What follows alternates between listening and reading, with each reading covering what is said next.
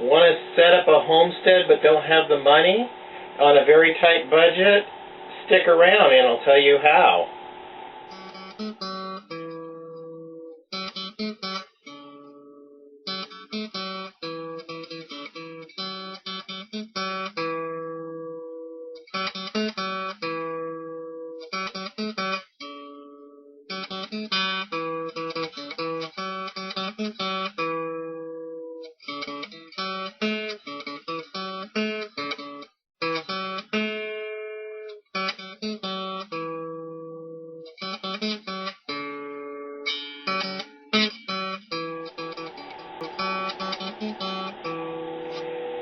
I'm your host, Jerry Hansen, and I want to thank you for coming to Pine Meadows Hobby Farm. In this video series, we're going to be talking about how to start a homestead on a budget. And in my case, it was a very tight budget. In video 1, we explained how I actually picked up the property. This video, I'm going to show you the steps it took. Once we got the property and signed the papers, we started cleaning up the property. When I bought the property, it was a mess. As you've seen in the previous video, we had a home site to clean up because there was a destroyed single-wide mobile home, and then there was debris laying all over the home site area, as well as 2 abandoned cars and a stripped-out RV. But that was to my advantage, and here's why. When I purchased the property, I had to get rid of these vehicles since they were classified as being abandoned, and when I purchased the property they were still here.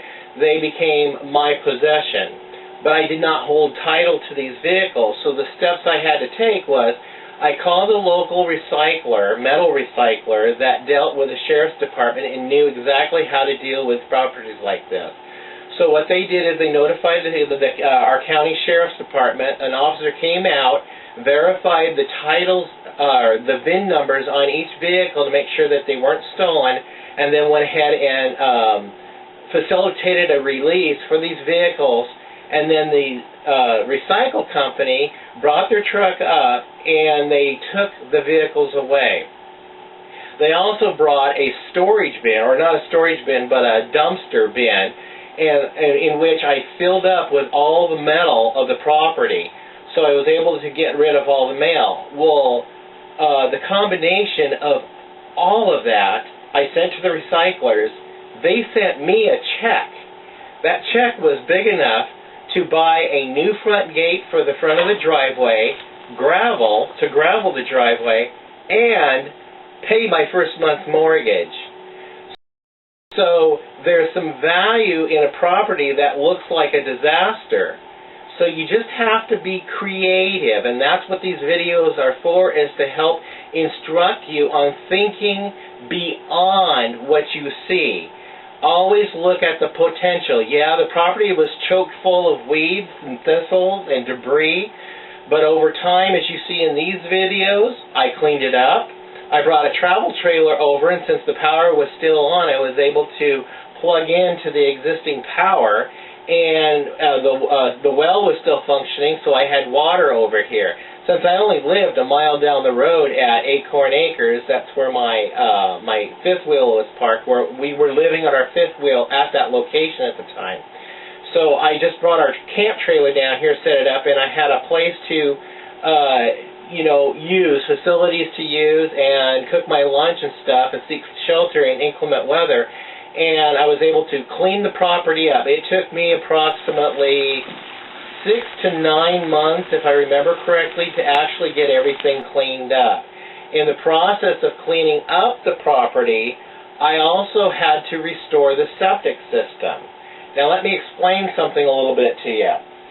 When the property was vacated by the owner who had passed away, nobody was living to care for the property. So squatters found vacant property, came on.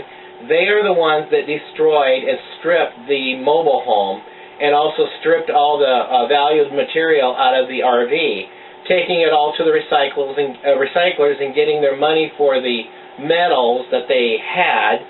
and to buy their drugs. And according to the neighbors, there were some pretty wild parties going on here. So they didn't stop at stripping wiring.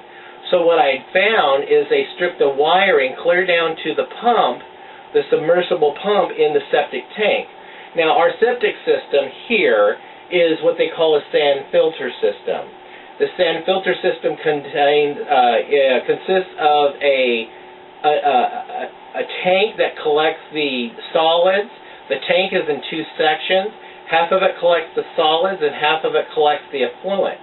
On the effluent side, which is a liquid, there's a pump down in there, and that pump pumps it through a pressurized pipe system over to a mound that is a sand filter. It filters out through that mound, down through another drainage pipe, and then drains out into a drain field where it finally percolates into the ground. That is a sand filter system, and that's the system I had here. So I had to restore the septic tank, and these pictures will show you the process in restoring it. Putting new wire in the pump. Now the pump worked, it was still there, but there was no wiring to it. So I got new wiring, I wired it in, I dug a ditch, I laid in new service and attached new circuit breakers in the service box, and was able to put the pump on its own branch circuit. The high water alarm switch I purchased and installed at the pump site, and that is in the event that if the pump should fail, the high water alarm goes off with both a visible light and an audible sound. That will indicate that you stop using water. Stop putting water into the septic system until you get that pump serviced and fixed, repaired, or if it just blew a fuse, reset the fuse, or reset the circuit breaker, and then you're good to go. So after the septic was completed and the place was cleaned up and the gravel was applied to the driveway, the gate was in place, then I put up the fencing around the property to make sure my whole property line was fenced off. We had an old fence across the back of the property, and the neighbors next door to us, they had put up a new fence dividing our property from their property, and I double-checked it and made sure it was correct on the property line, and that fence is accurate to the property line. So what I then had to do is go take my metal detector and find the other two pins for the other two corners of my property to find out where my other property line was for my neighbor's property. Now there was a string already put up, but the string in places was accurate, but in other places it was off. So I wanted to make sure that when I did put the fence up, I put the fence up accurately, so that there would be no discretion between, no disputes between my neighbor and myself. So the back fence is in, the side fence is in, the front fence is in, so the whole property, the whole 5.5 acres is completely enclosed in fencing. I already have the fencing that I had accumulated over a couple of years when I had goats up at the farm, up at Acorn Acres. I had installed about 3-4 acres worth of fencing. No, it had to have been 5-6 acres of fencing. So I had just enough fencing to complete this whole property. And then I purchased that front gate. So that's it on this video. Stay tuned to the next video, and I will be going in on telling you how I bought the house, also on a very tight budget, and reveal how much I paid for the house.